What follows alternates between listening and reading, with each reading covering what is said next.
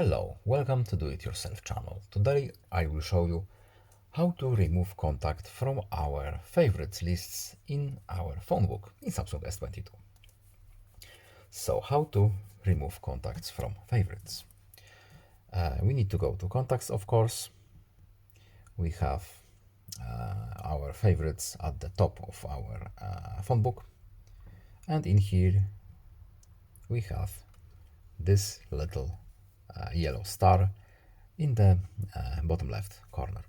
So we just simply tap it once, and now our contact is no longer in favorites.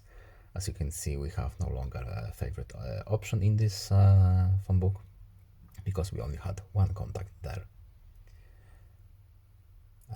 And that's it, very easy to do. I hope this video is helpful to you. Please leave a like and subscribe. Have a nice day and see you in the next video. Bye.